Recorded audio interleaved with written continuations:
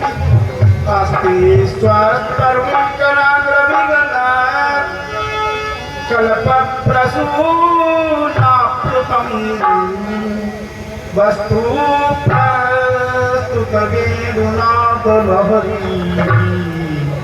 निर्वाण निर्व्याकुलम् स्रष्टास्त्रास्तनिवर्तनी विपिलसद् गोपी सहस्रावृतम् हस्तन्यस्तनतापवर्गमखिलम् दारुणं किशोराकृति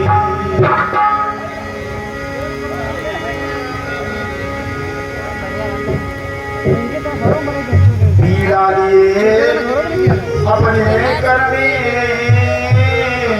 उर्वीरा के झंकृत पाद सवार दे देवी समुज्ज्वलयं परधारिणी ज्ञान के बंद कपाट पसार दे पानी बने मृदु को किलसी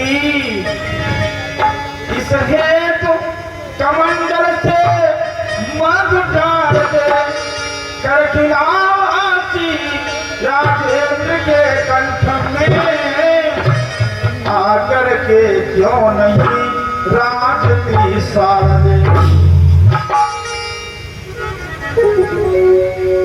प्रदेश श्रोताओं, मैं आचार्य राजेंद्र दीक्षित ग्राम करखिला पोस्ट मरी निकट तीर्थ नैमिषारण्य जिला सीतापुर आप तक रुक्मिणी कृष्ण विवाह की एक पवित्र कथा पहुंचाने का सब प्रयास कर रहा हूं। यदि कथा रुचिकर लगे तो आप लोग सब्सक्राइब अवश्य कर दें। श्रीमद् भागवत की कथा मुजफ्फरनगर जिला में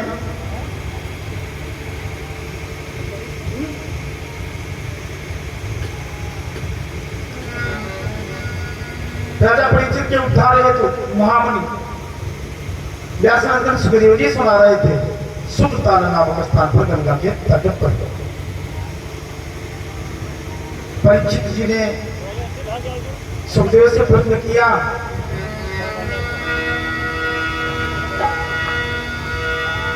भगवान भीष्म का सुता रुक्मिणी मुरुचिरा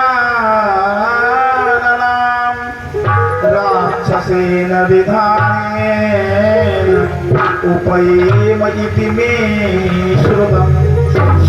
गुरुदेव, हमने सुना है कि भीष्म नंदिनी रुक्मिणी को भगवान श्री कृष्ण ने राक्षस रीति से विवाह किया था। अब ये कथा लगाने सुनाए। सुखदेव कहने लगे, राजन, भीष्म को नाम निपश्चासीद विदर्भाधिपतिर्महान् तस्य पंचाभवन पुत्रा कन्यकाश्च वरान्।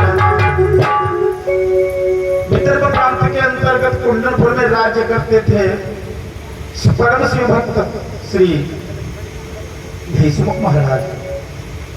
उनके 5 पुत्र थे, एक कन्या थी।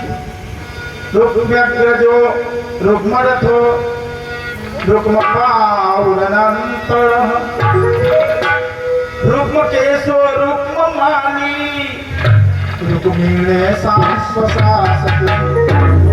रुक्मांगद, रुक्मपाल, रुक्मकेश, रुक्ममाली 5 पुत्र थे और उनकी बहन रुक्मिणी है।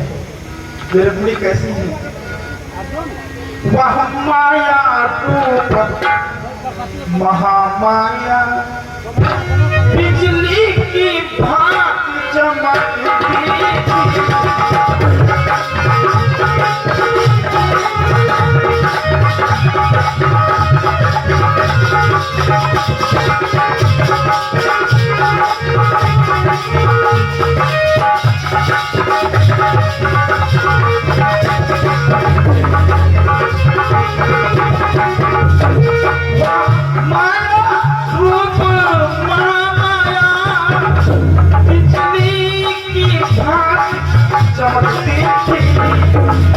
जो त्रेता युग में सीता, जो त्रेता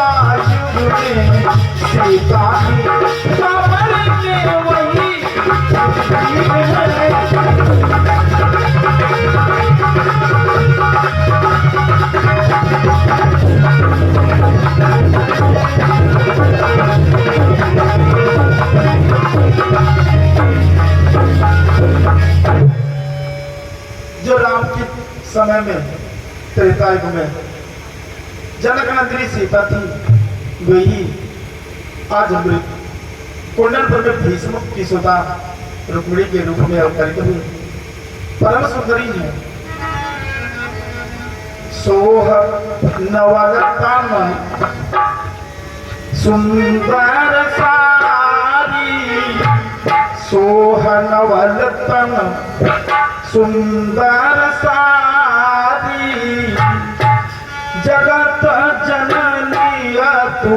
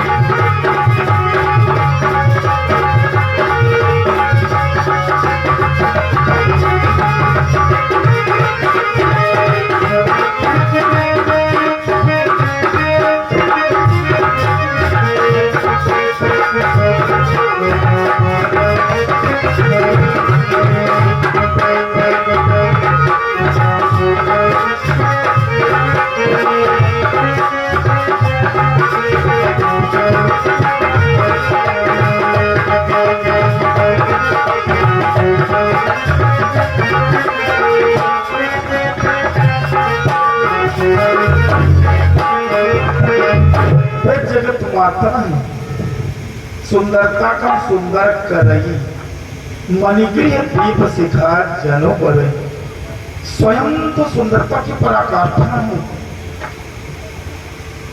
उन्हें सुंदर भला कौन कर सकता था?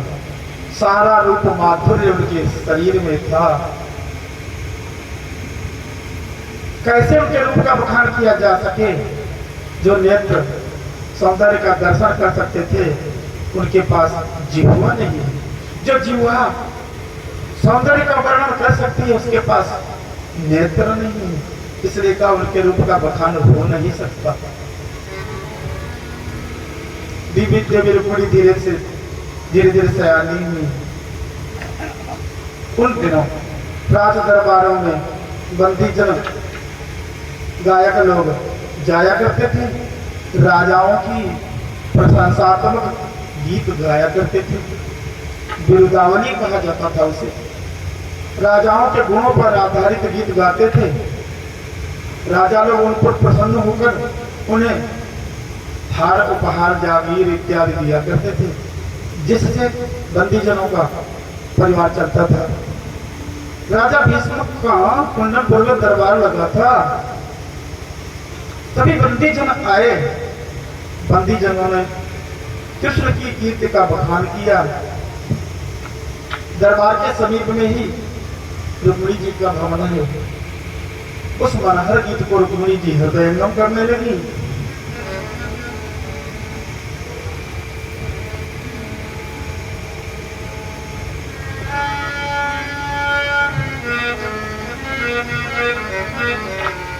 ब्रजभूमि में हुआ है, बंदीजनों ने गाया, ब्रजभूमि में हुआ है अवतार कन्हैया का। ब्रजभूमि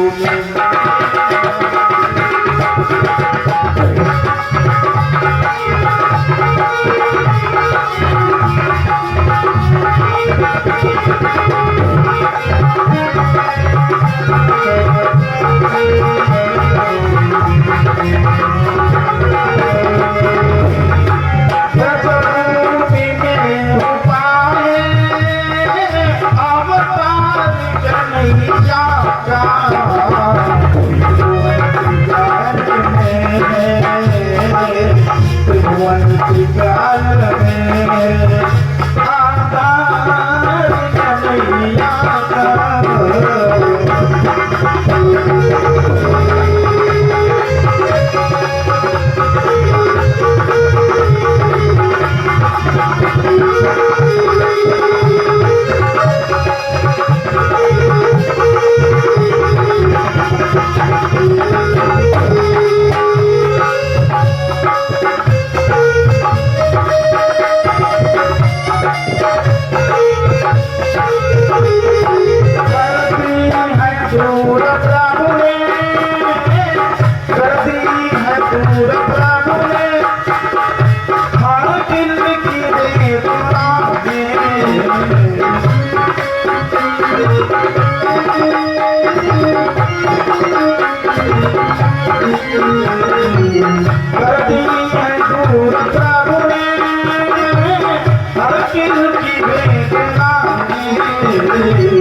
संसार क्यों न माने, संसार क्यों न माने, उपकार नहीं आता।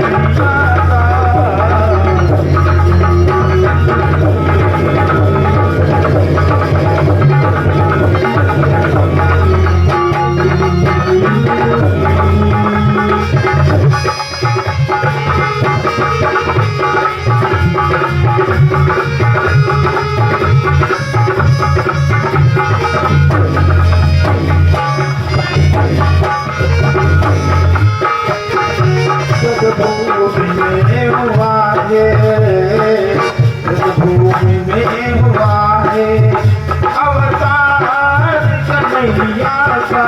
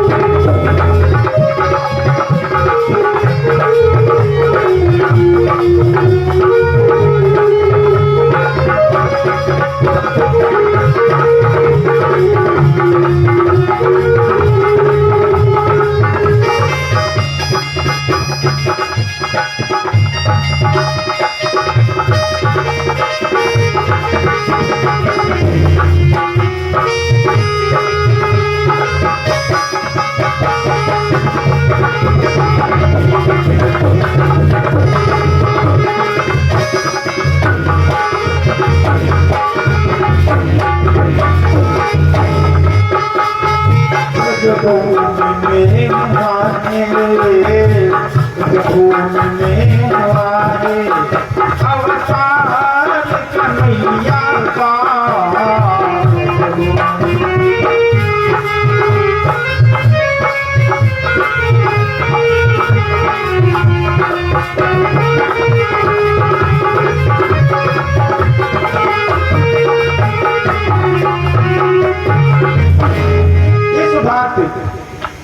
कुंडलपुर राज दरबार में बंदीजनों ने जो गीत गाया उसे तो पूर्ण रूप से रुक्मिणी जी ने हृदयंगम कर लिया। कृष्ण के प्रशंसात्मक गीत को बंदीजनों द्वारा सुना तो पुरातन प्रेम उभर आया। श्री कृष्ण तो विष्णु थे, लक्ष्मी ही तो रुक्मिणी है। पुरातन प्रेम उभर आया और अभी तो ज्यादा उम्र भी नहीं थी रुक्मिणी जी की, फिर भी निष्काम कर्मी योगियों की तरह मानसिक चित्र अपने हृदय पर चिंतित कर लिया और कृष्ण की भक्ति में खो गई। जैसे निष्काम कर्मयोगी की भावना होती है, नैव किंचित करोमीति युक्तो मन्येत तत्त्ववित् पश्यन् श्रवणन् स्पृशन् जिघ्रन् सदन् गच्छन् स्वपन् स्वसन् प्रलपन् विसर्जन ग्रहान् उन्मिषन्नपि इन्द्रियार्थेषु भरतं परिविधारयन्। जैसे निष्काम कर्मयोगी होते हैं, कार्य करते हुए भी स्वयं को कर्ता नहीं मानते। मैं कुछ नहीं करता हूँ, चलते फिरते उठते जागते बोलते बतलाते सांस लेते खाते पीते हर समय इंद्रियों का कार्य कर रही है। नेत्र का विषय है दर्शन, तो दृश्य देख रहा है। जीवा का विषय है आस्वादन, स्वाद ले रही है। कानों का विषय है श्रवण, सुन रही है। मैं कुछ नहीं करता हूँ, तो हर समय प्रभु की आज्ञा कर रहे थे। ऐसे ही रुक्मिणी भी अपने हृदय पर पटल पर भगवान श्री कृष्ण कन्हैया का मानसिक चित्र चित्रित किया और हर समय चलते फिरते हर समय कृष्ण की याद में कोई रहती है। कुछ ज्ञानी नहीं। एक दिन राजा कुंदनपुर नरेश भीष्म जी ने व्यापार किया, दरबारियों से अनुमति लेना चाहा कि हे बंधुओं, पुत्री विवाह योग्य हुई है, किसी सुयोग्य वर की चर्चा कीजिए। दरबारी लोग बारी बारी से राजाओं के नाम बताने लगे, तो दूसरे साथी लोग उन राजाओं के गुण और ऐब बताने लगे। घंटों तक चर्चा छिड़ा रहा, पर राजा भीष्म को कोई भी वर अच्छा नहीं लगा। अंत में जो राजा भीष्म का सबसे ज्येष्ठ पुत्र था रुक्म, उसने कहा, हे पिताजी, चंदेरी का राजा शिशुपाल बहुत ही पराक्रमी है, उसी से विवाह कीजिए, क्योंकि उसके बल वैभव के आगे सुर नर मुनि असुर दहलते हैं।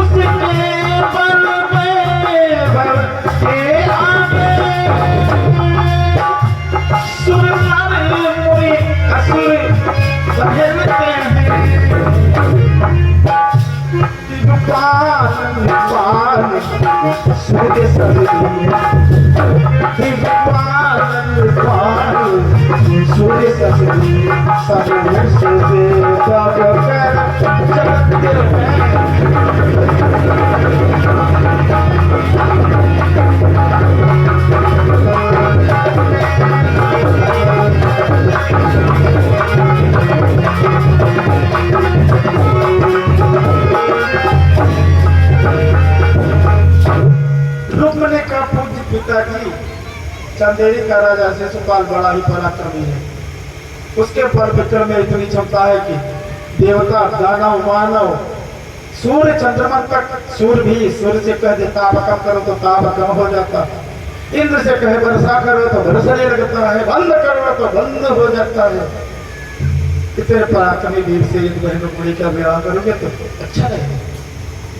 भीष्म तो जानते ही थे कि जो शिशुपाल चंदेरी में राज्य कर रहा है, त्रेता युग में वही तो रहोगे था।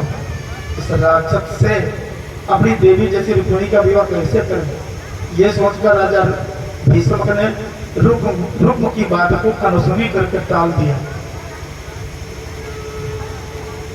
अंत में भीष्म का जो सबसे छोटा लड़का था उसने कहा, हे पिताजी, क्या मुझे भी बोलने की आज्ञा है? भीष्म ने कहा, हाँ पुत्र, जरूर बोलो। उसने कहा, हे पिताजी, यादव कुल में देवाधिदेव भगवान कृष्ण अवतारे।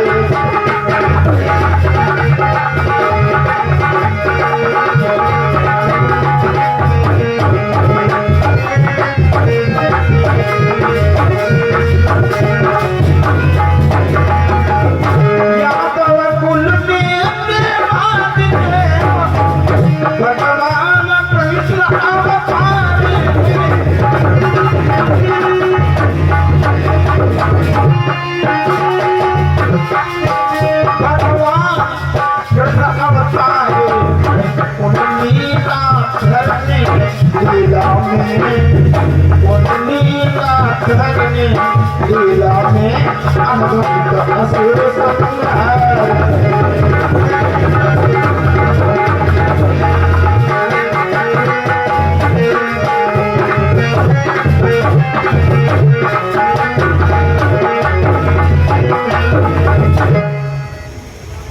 यदुकुल में जन्म लेकर के ईश्वर द्वारिकाधीश बन चुके हैं जो श्री कृष्ण, जिन्होंने असंख्य दानवों का वध किया, भूभारण किया, ऐसे केशव से ये बहन रुक्मिणी का विवाह हो तो अच्छा है।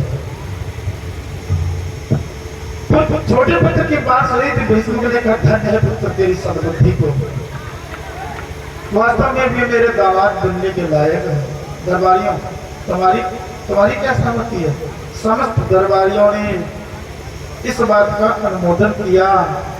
जब ही समस्त दरबारियों ने हामी भरी तो बड़े वाले पुत्र दुख ने तलवार निकाली, दरबारियों की ओर लहराता हुआ बोला, ओ खुशामदीन नाकारों निकमों नीच लफंगों मक्कारों, पिताजी तो 60 साल के हो गए, 60 तमत नाठी दिवस हो गई है, सोचने समझने की शक्ति नहीं रही। अरे जिस कृष्ण को कोई नंद का पुत्र कहता है, कोई वसुदेव का पुत्र कहता है, ऐसे अनजाने लड़के के साथ में अपनी देवी जैसी बहन की शादी करके क्या अपनी नाक कटा ले? पिताजी, अगर रुक्मिणी का विवाह कृष्ण से होगा, तलवारें बरसेंगी, तलवारें। ज्यों ही तलवार लहराई, दरबार में सन्नाटा छा गया, मच्छर तक नहीं भुलक रहा था। अपने ये नगर के किसी विद्वान ब्राह्मण को बुलाया और पंचांग देखो, शिशुपाल का रुक्मिणी का विवाह बताइए कितने गुण से बनता है। पंडित जी ने पत्रा पलटा का 36 गुणों से बन रहा है। विवाह की लगन निकालिए, लगन भी निकल गई। चंद्र जाकर के रुक्म शिशुपाल के साथ टीका चढ़ा आया। विवाह की तिथि निर्धारित हो गई। एक दिन सखियों ने रुक्मिणी से कहा, बहन तेरा तो जैसे विवाह हो रहा बड़ा प्रतापी है, ऐसे प्रतापी बर को पाकर तू प्रताड़ित हो जाएगी, अब हमें मीठा खिला। रुक्मिणी जी ने कहा, बहना हम इस शादी से प्रसन्न नहीं है, मेरे मन का मनहर्थ कोई और ही है, मैं इसके अतिरिक्त किसी और से विवाह नहीं कर सकती हूँ। मैंने मन में वरण कर लिया है ये दुनंदन द्वारिकाधीश कृष्ण का, क्योंकि सकृत जलपंथी राजा न सकृत जलपंथी पंडिता सकृत कन्या प्रदीयन्ते त्रिनेतानि सकृत सकृत। राजा क्या एक बार होती है किसी भी व्यक्ति को। विद्वान ब्राह्मण याचना केवल एक बार करता है, याचना की पूर्ति न हुई तो दोबारा नहीं मांगेगा। हिंदू कन्या का दान एक बार होता है और मैंने अपने मन से द्वारिकाधीश को ही प्रतिमान रखा है, शिशुपाल से तो कतई ही नहीं कर सकती हूँ। सखी आपने भवनों को गई, रुक्मिणी एकांत में बैठी, विवाह की तिथि नजदीक है, चिंतित हुई तो भगवान कृष्ण के नाम से एक पत्र लिखा, अपने ही गांव के किसी सज्जन ब्राह्मण को बुलाया, विप्रदेव शीघ्र इस पत्र को द्वारिकाधीश कृष्ण तक पहुंचाइए, कह देना कि तिथि के पहले अगर आप नहीं आए, शिशुपाल से विवाह का नंबर आया, तेल डालकर भाषण हो जाऊंगी, इसमें तनिक संदेह नहीं है, हमारी लाज बचाइए। पत्र लेकर ब्राह्मण कुंडनपुर में पहुंचा। भगवान कन्हैया ने ब्राह्मण का सम्मान किया,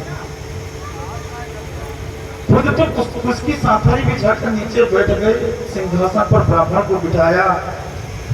द्वारका वालों ने पूछा, प्रभु इसका इतना आदर कर रहे हो? कृष्ण ने कहा, तुम नहीं जानते हो ब्राह्मण की क्षमता को। धन्यात्मयी नौका विपरीता भवारण में तरन्त्यधोगता सर्वाः उपरिस्थाः पतन्त्यधः। लकड़ी की नाव में तो ब्राह्मण रूपी नाव में उल्टा है, लकड़ी की नाव के ऊपर बैठने वाला नदी के पार हो जाता, ये ब्राह्मण रूपी नाव भवसागर में उलट चलती है। तरंत अधोगता सर्वाः, जो ब्राह्मण रूपी नाव के नीचे बैठते हैं वो सब पार हो जाते हैं। ऊपर पतन के तरह जो ब्राह्मण रूपी नाव के ऊपर सवार होना चाहते हैं वो 32,000 योजन चौड़े भवसागर में डूब जाते हैं। इसलिए ब्राह्मण का संवार करता है। भगवान कृष्ण ने कहा है दरबारियों, ब्राह्मण कितना मूल्यवान होता है। इंद्र कुलीस मम सूल विशाल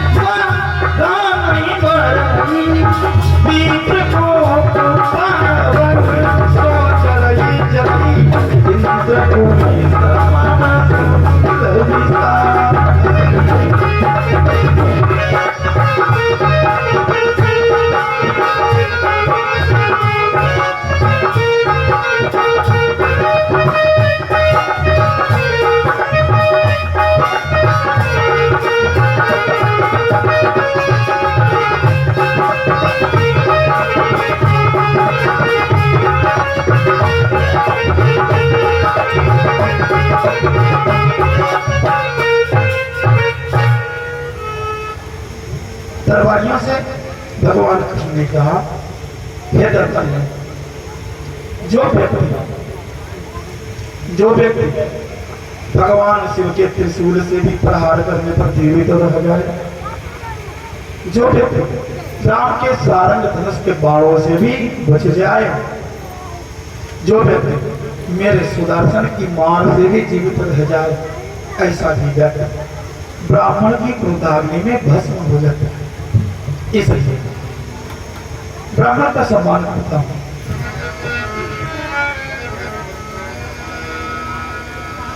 स्वागत किया। बाद में भगवान ने विप्रदेव से कहा, हे विप्रदेव, कहां से आगमन हुआ है? ब्राह्मण ने कहा, हे नाथ, कुंडलपुर से आया हूं। वहां के राजा भीष्मक जी हैं, जिनकी पुत्री ने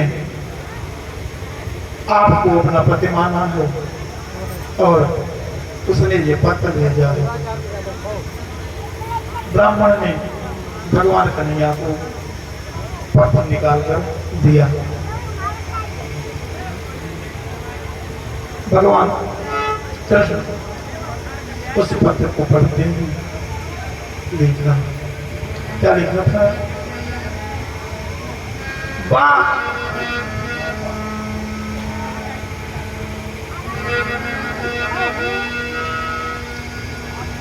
बाके बिहारी जी दूर करो दुख मेरा, बाके बिहारी जी दूर करो दुख मेरा।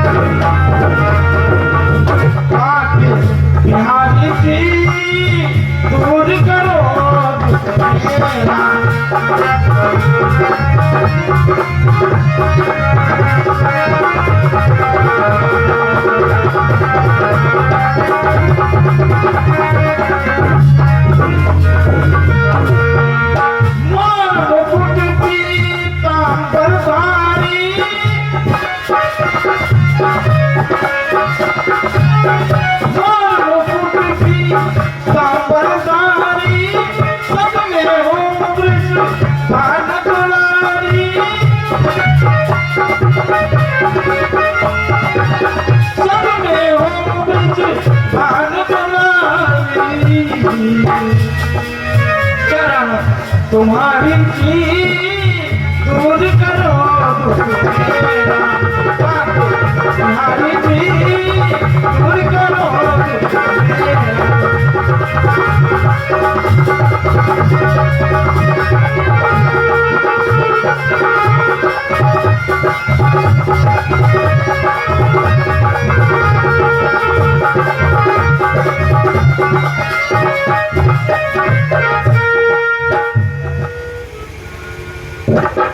भगवान कृष्ण ने पत्र को पढ़ा। वैदर्भ्यासप संदेशम निशान में बुलंद प्रगृह्य पाणिना प्रासन्निव नितमब्रवीत। विदर्भ नंदिनी रुक्मिणी के उस व्रत को पूर्ण कर भगवान ने हंसते हुए ब्राह्मण का हाथ पकड़ा हाथ से और कहा कि ब्राह्मण देवता जरा ठहरो।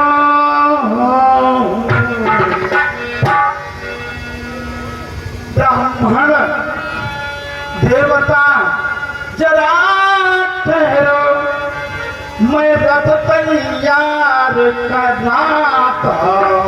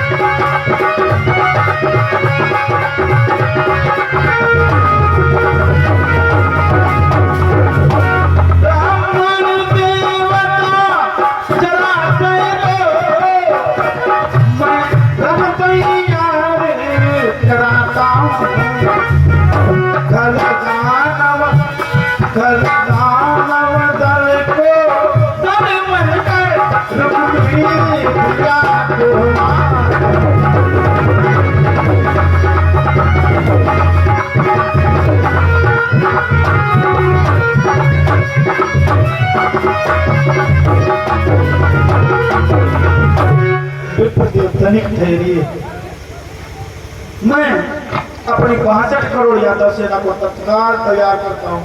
दानवों का वंशनाश के करके शीघ्र ही रुक्मिणी को द्वारिका लाऊंगा।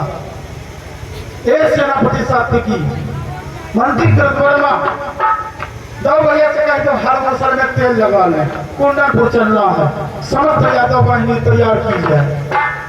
धाम धाम धांसों की मार हुई, समस्त यादव सेना सज गई।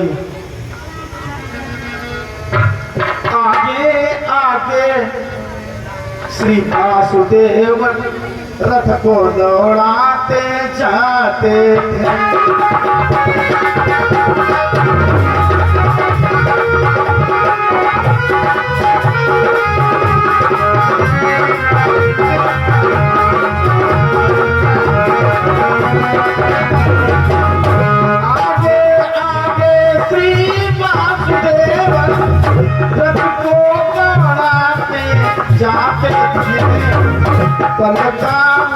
सेना संगरिए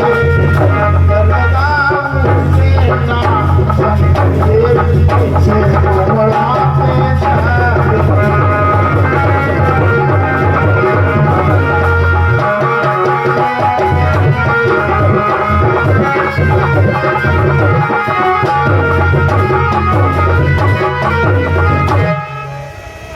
ब्राह्मण कुंडनपुर की ओर रास्ता बताता जा रहा है। सबसे पहले दल को दल के आगे भगवान कृष्ण जा रहे हैं। उनका दिव्य रथ है, दारुक नाम का सारथी रथ हाक रहा है। पीछे बता हुए पूरा दल हट के जा रहे थे। कुंडनपुर में एक स्थान ऐसा था जहाँ पर 3 ओर से पहाड़ था, एक तरफ से निकास था। चौबाड़ी कहा जाता था उस स्थान को। उसी चौबाड़ी नामक स्थान पर ठहर गई सेना कन्हैया की। रुक्मिणी जी अंटा पर चढ़कर प्रतिपल द्वारका की ओर से आने वाले मार्ग की ओर देख रही थी, बेचैन हुई जा रही थी। तब तक ब्राह्मण गया, पुत्री तू निराश न हो, मधुसूदन आ चुके हैं, चौबाड़ी में ठहरे हैं, 62 करोड़ यादव सेना लाए हैं, हलधर और मूसल में तेल भी लगा चुके हैं, तुझे लेकर ही जाएंगे तो नहीं आना।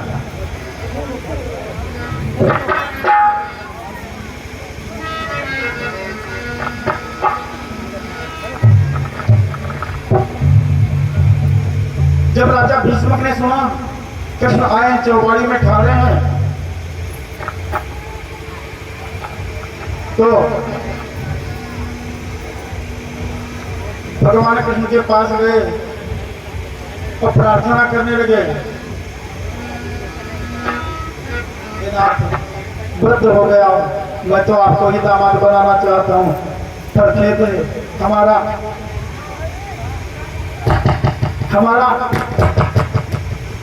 बलवान पुत्र रुक्म बलपूर्वक में मेरी पुत्री का विवाह शिशुपाल से तय कर चुका है।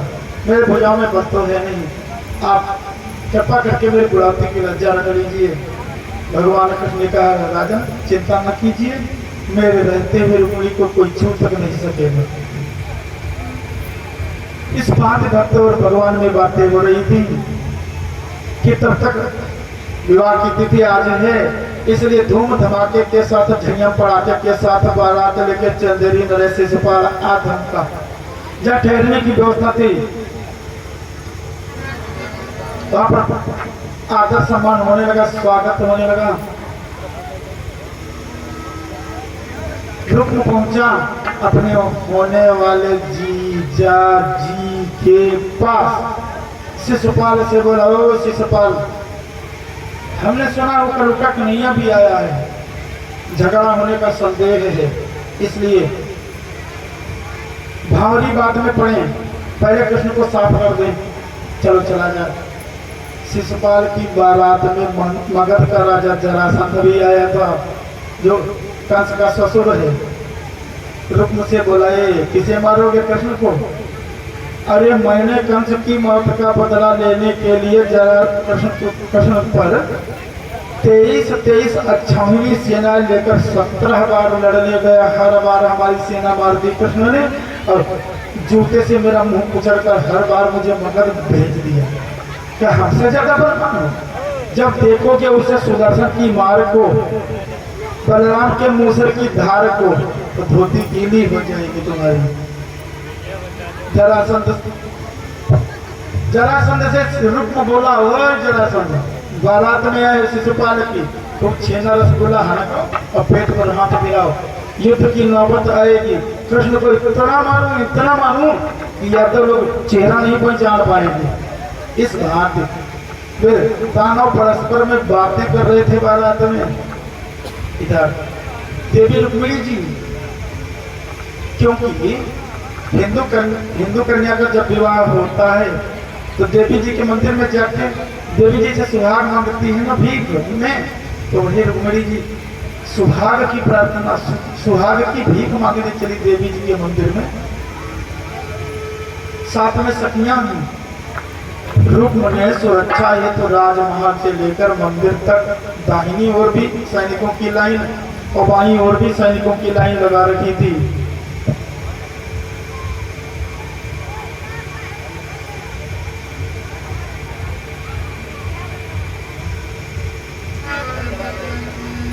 रुक्मिणी जी सैनिकों की सुरक्षा में मंदिर तक गई।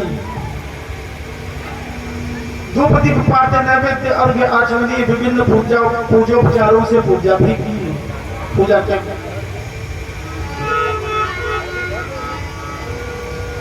अपने हाथ से माला बना के देवी जी की प्रतिमा को बनाया रुक्मिणी जी ने। स्वहस्त गृथिता माला स्वहस्तात् घृष्ट चंदनम स्वहस्त लिखितम स्तोत्रम शक्रस्यापि श्रियं हरेत। अपने हाथ से चंदन रगड़ कर देवता को चढ़ाओ, बड़ा प्रसन्न होता। अपने हाथ से स्तुति लिखो और देवता को सुनाओ, बहुत खुश होता। अपने हाथ से माला बनाओ, पहनाओ, देवता बड़ा प्रसन्न होता है। तो रुक्मिणी जी ने देवी जी की प्रतिमा को स्वयं अपने हाथों से माला गूंथ करके बनाई थी और प्रार्थना कर रही थी देवी जी की, हे जगदम्बा महामाये महायोगिन्यधीश्वरी देवकी तनयम देवी पति में गुरुते नमः। हे मैया, आप तो जगत माता है, योगियों के हृदय में निवास करती हैं। देवकी नंदन भगवान कृष्ण मेरे पति हो, ये कामना है हमारी।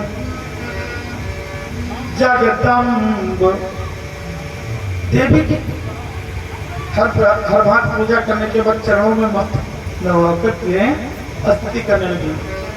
जगदम्ब जगत जननी मुझ पर भी कृपा कर दो।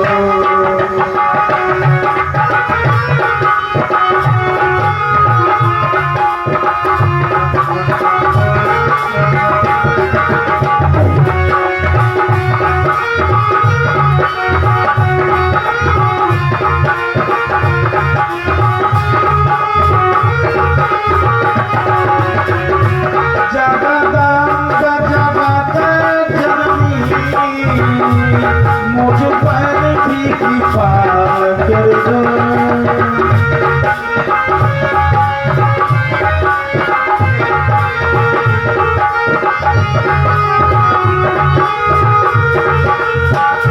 जगदम्ब जगत जननी मुझ पर भी कृपा कर दो।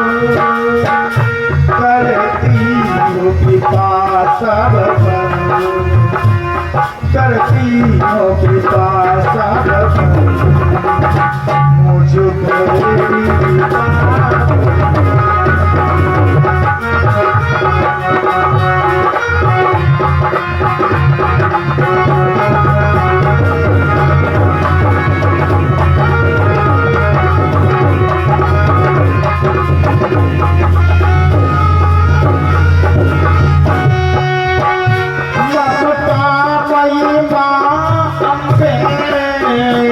बस जाओ अंतर में,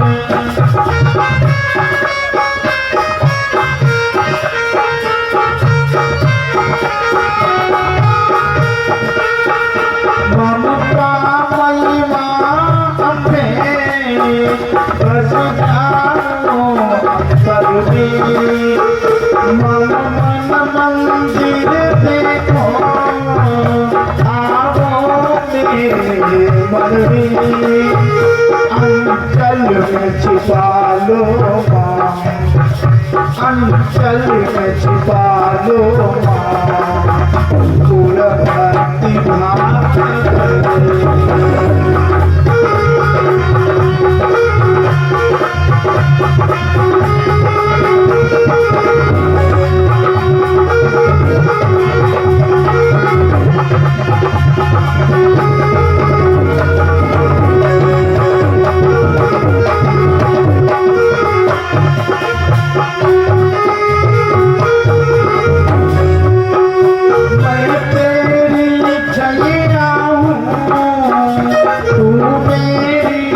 मैया है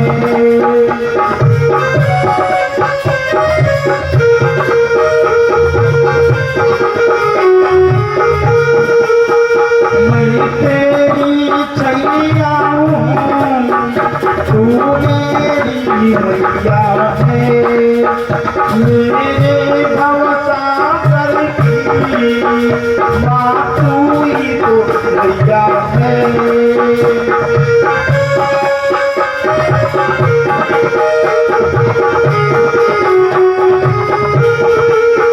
मेरे भवसागर की माँ तू ही तो नैया है।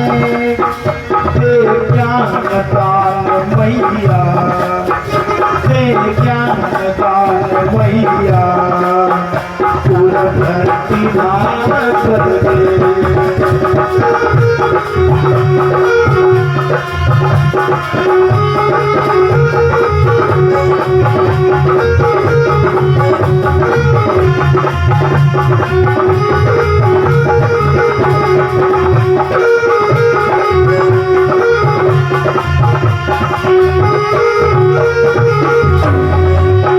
जगदम्ब जगत जननी मुझ पर भी कृपा कर दे।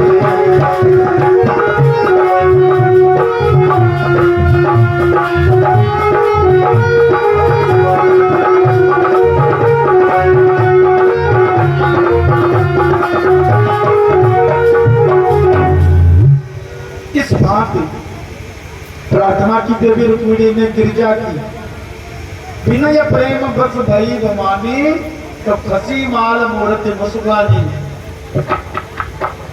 साक्षात भगवती उस प्रतिमा में आ गई और जो माला रुक्मिणी ने पहनाई थी गिरिजा के गले में, लक्ष्मी स्वरूप रुक्मिणी चरणों में है, ये जानकर गिरिजा ने स्वयं ही रुक्मिणी को उठाया।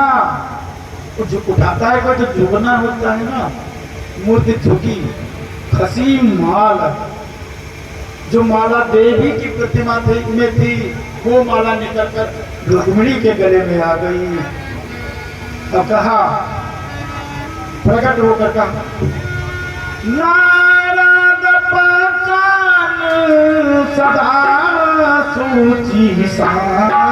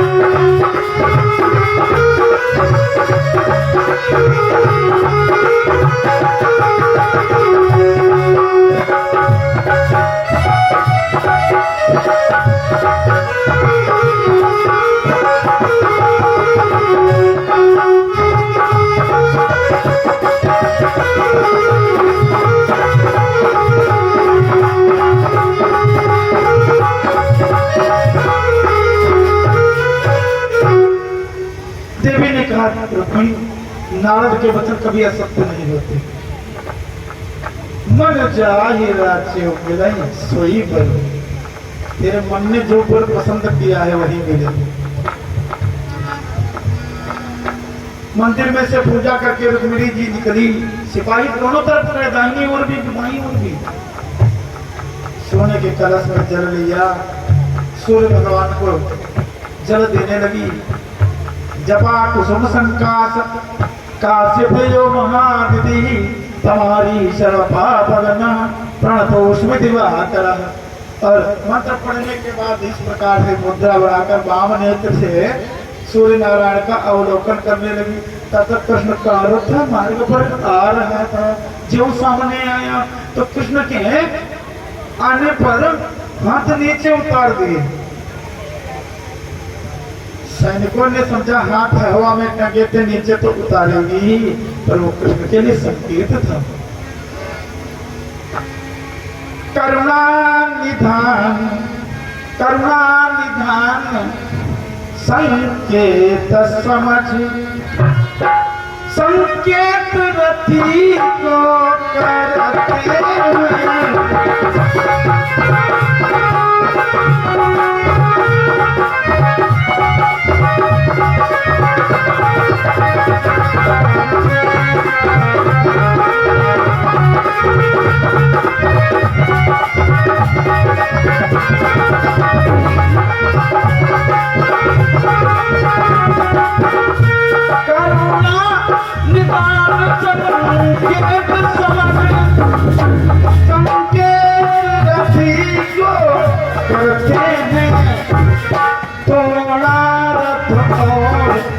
बढ़ा करके, थोड़ा रथ और बढ़ा करके वह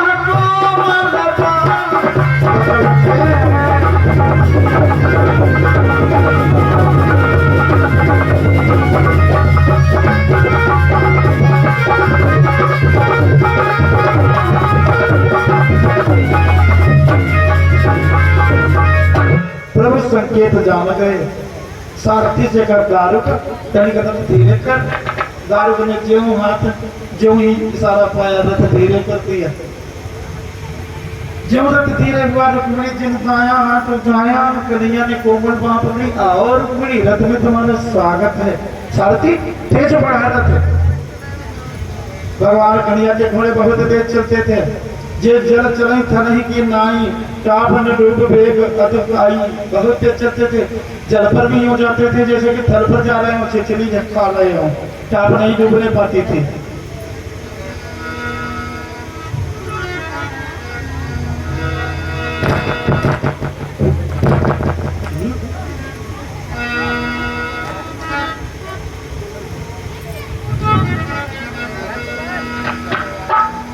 तेज रथ दौड़ा दिया सारथी दारुक ने।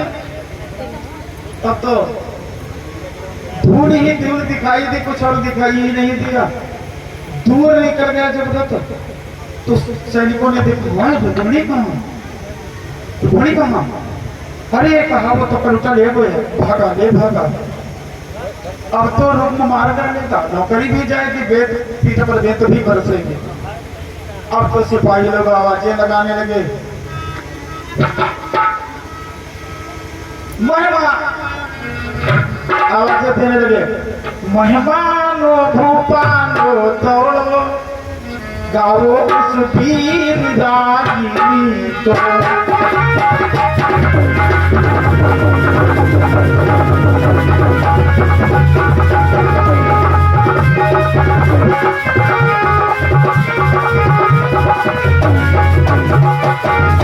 मेहमानो भूपालो दौड़ो गाओ उस वीर रागिनी को।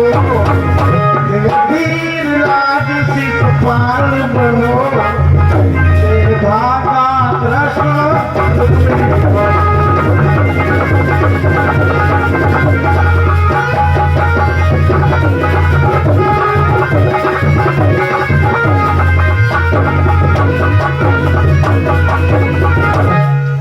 मेहमानों, रिश्तेदारों, राजाओं, दौड़ो दौड़ो दौड़ो, रुक मत दौड़ो, तुम्हारी बहन को कन्हैया भगा ले गया।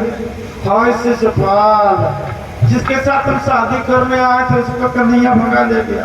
और ज्यों आवाज बारात ले गई, दूल्हे के साथ में था मोर बेटा कंधा और शेरवानी अचकन। और जो सुना कि रुक्मिणी को ले गया कन्हैया, तो वही मोर और सब झन्न फन्न फेंक फाक दिया। शिषपाल ने वीरों के बाने को पहन दिया। बारातियों से कहा, बंधुओं मदद कीजिए, बारातियों वाली पोशाक निकाल लो, वीरों के कवच इत्यादि जो होते हैं पहन लो, हथियार उठा लो।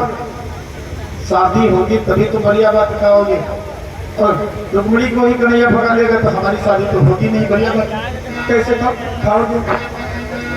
सारे बारातियों को लेकर के शिषपाल कन्हैया के पास गया और ललकारा कृष्ण को, एक उठे, यदि आन पान कुछ रखता है तो रथ को वहीं खड़ा कर दे।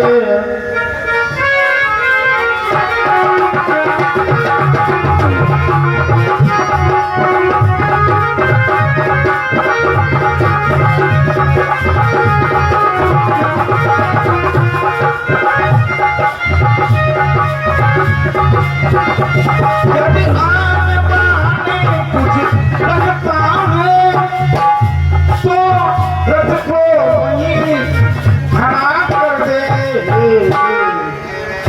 यदि सच्ची माँ का दूध पिया, सच्ची माँ का दूध पिया तो माँ का दूध अदा कर दे।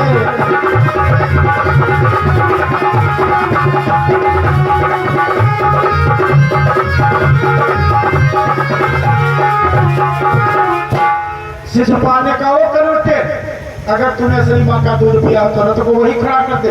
अगर तू क्षत्रिय फिर ठहर जा। कन्हैया ने कहा, साथी रुक दे रथ, ये मेरी माँ को गाली पकड़ा हुआ है। आज शिषपाल तो समझना कि हम भाग रहे थे, हम भाग नहीं रहे थे। मंदिर था गांव के पड़ोस में, अगर वहां खड़े रहते तो भी तुम हमारा कुछ नहीं बिगाड़ सकते थे, लेकिन यदि वहां युद्ध होने लगता हमारा तुम्हारा, हमारे सुदर्शन चक्र को अधिक क्षेत्रफल चाहिए, थोड़े में घूम नहीं पाता है। वहां यदि युद्ध होता गांव के निर्बोध बालक मारे जाते, वृद्ध मर जाते धोखे से। इसलिए यहाँ मैदान में तुम हो, तुम्हारी सेना है, हमारा सुदर्शन चक्र है, पहले तुम ही वार करो। शिषपाल ने बाणों की झड़ी लगा दी श्याम सुंदर पर, शरीर लहू लुभान हो उठा। रुक्मिणी जी तो रथ पर ही हैं। रुक्मिणी ने कहा, हे केशव, मेरे कारण उधर बलदाऊ भैया ने सुना कन्हैया को शिषपाल ने घेर लिया। चौपाड़ी नामक स्थान से सेना को हाँकते हुए भिड़ गए सारे योद्धा। रुक्मिणी ने प्रार्थना की, कृष्ण मेरे ही कारण दोनों फौजें लड़ रही हैं, मेरा वध कर दो ताकि शांति हो जाए। प्रभु ने कहा, अरे रुक्मिणी, पूर्व जन्म में तूने सीता बनकर रावण की नाश कराई थी, अब उद्देश्य तो कुछ लक्ष्य तो बनाना ही होगा। आज तो रुक्मिणी बनी है, शिशुपाल की मौत तो है नहीं, पर और सब मारे जाएंगे। बाणों को मारते मारते भगवान कृष्ण के ऊपर बाणों का वितान तन गया था, ढक गया था रथ बाणों से। भगवान श्री कृष्ण कन्हैया ने सारंग धनुष पर एक साधारण सा बाण चढ़ाया, चला बाण। जब भगवान कन्हैया ने बाण का संधान किया, चला बाण सपच जान मुर्गा नहीं हाथे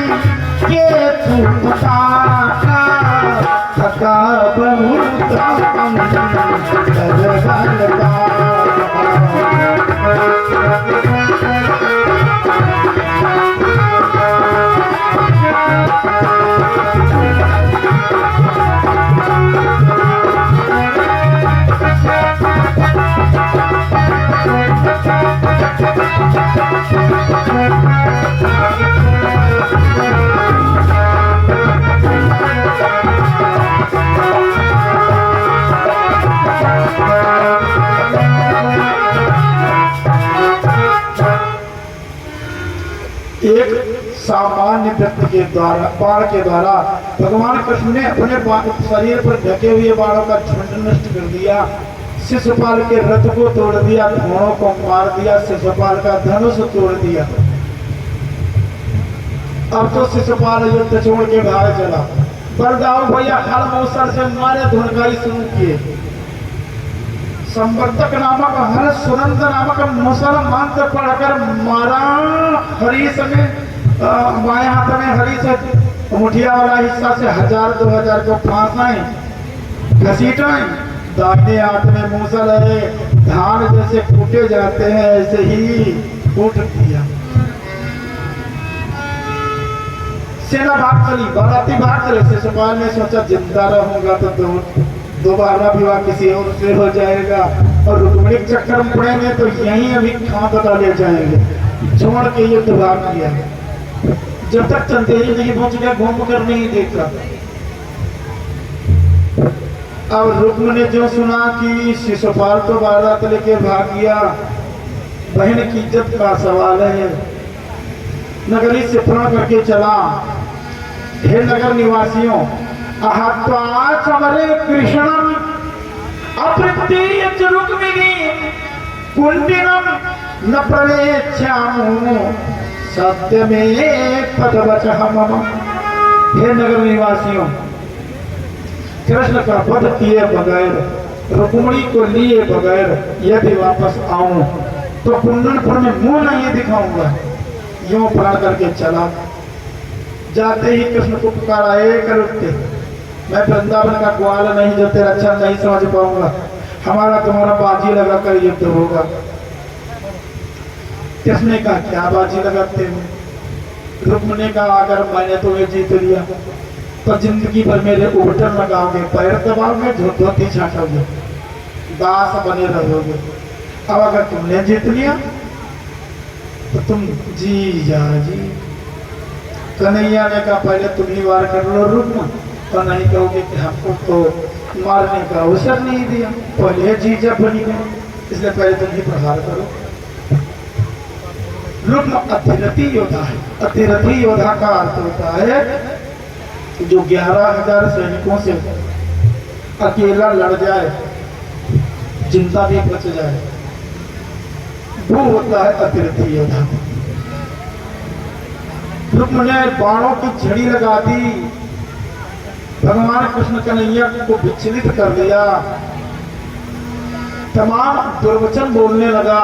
भगवान श्री कृष्ण पहले तो सारंग धनुष से खेल करते रहे, देर तक खेल करते रहे।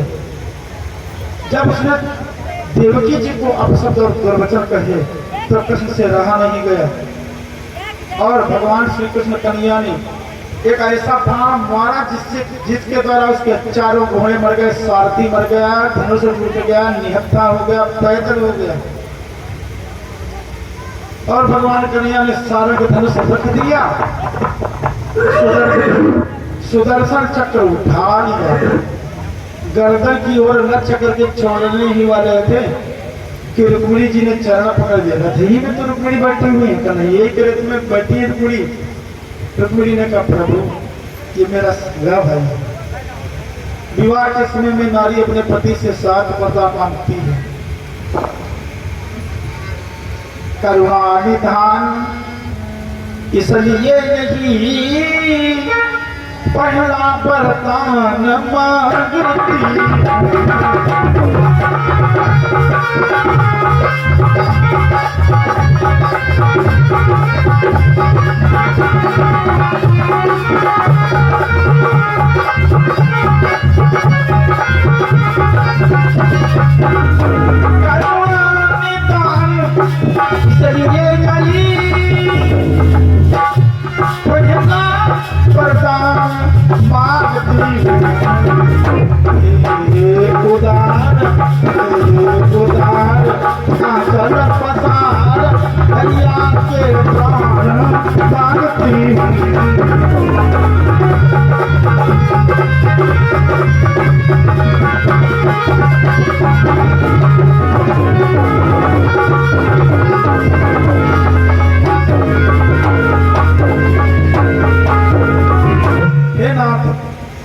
ये मेरा सगा भाई है रुक्म, जो भी इसने अनुचित कहा उसे क्षमा कर दीजिए। 7 वरदानों में से यह प्रथम वरदान आचर प्रचार के भाई की प्राणों की भीख मांगते हैं। अगर ये मारा गया तो मेरे मस्तक को कलंक लगेगा कि रुक्मिणी के विवाह में बड़ा भाई मार दिया गया था। चरणों पर गिर गई। भगवान कन्हैया ने कहा रुक्मिणी अगर ये तेरा प्रथम वरदान ना होता तो आज तक हमने सुदर्शन उठाने के बाद कभी वध किए बगैर रखा नहीं है, तूने तो मजबूर कर दिया।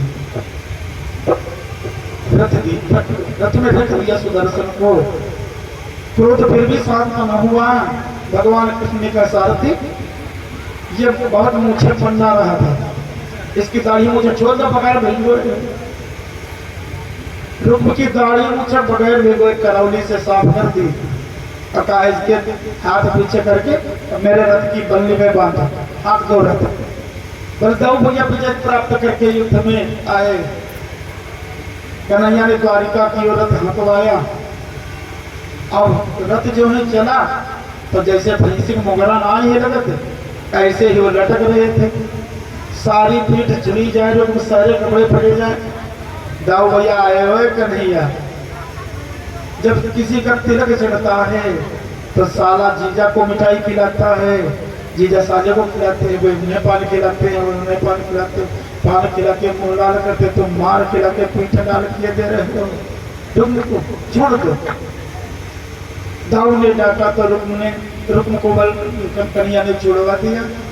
अब प्रतिज्ञाबद्ध था, वापस कैसे होता गांव को, इसलिए कुंडन पर तो नहीं गया।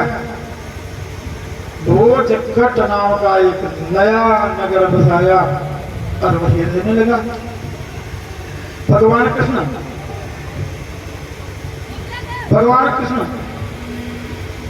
रुक्मिणी को लेकर द्वारका भी पहुंचे। राजा भीष्म ने सुना कृष्ण रुक्मिणी को लेकर द्वारका जा करके तमाम रथों पर दहेज की सामग्री दवाई द्वारका जा पहुंचे। विवाह मंडप बना। विवाह मंडप में रुक्मिणी कृष्ण का ग्रंथवंदन हुआ, कन्यादान किया भीष्मक ने।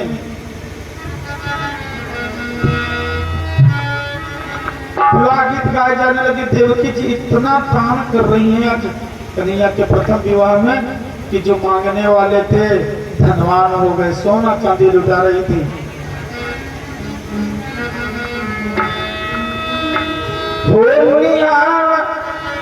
सखिया है कमाल सखिया, यदु नंदन पाने पानरा कमाल सखिया।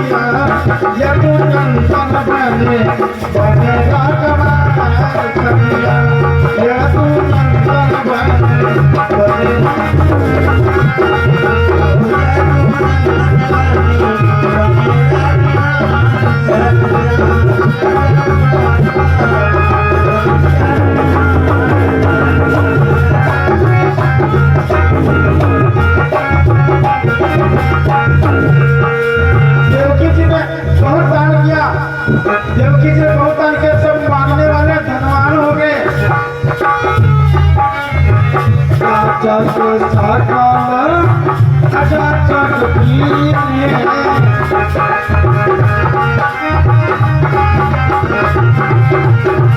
जाचक सकल अजाचक कीन्हे मन चाहे बाट भूषण दीन्हे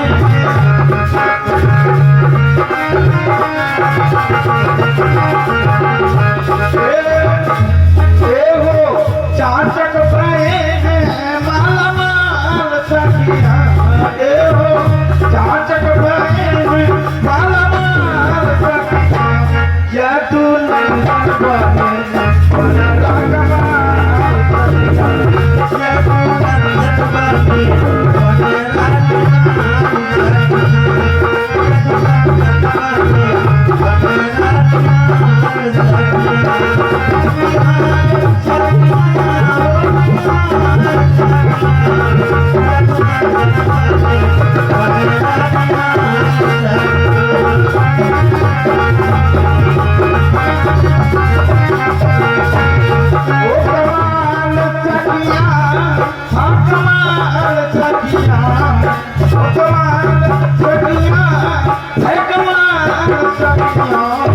आज द्वारका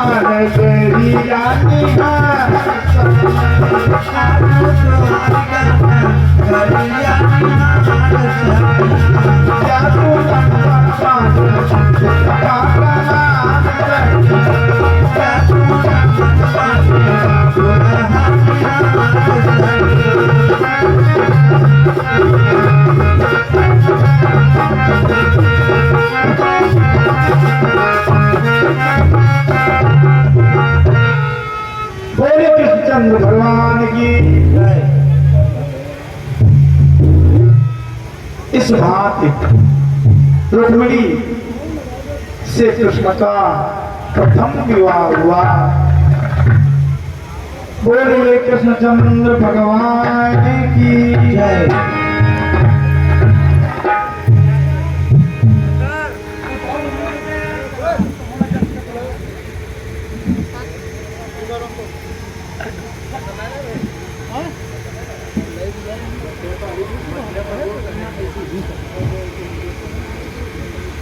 भगवान श्री कृष्ण कन्हैया के 16,108 विवाह हुए। प्रथम प्रिया रुक्मिणी जी।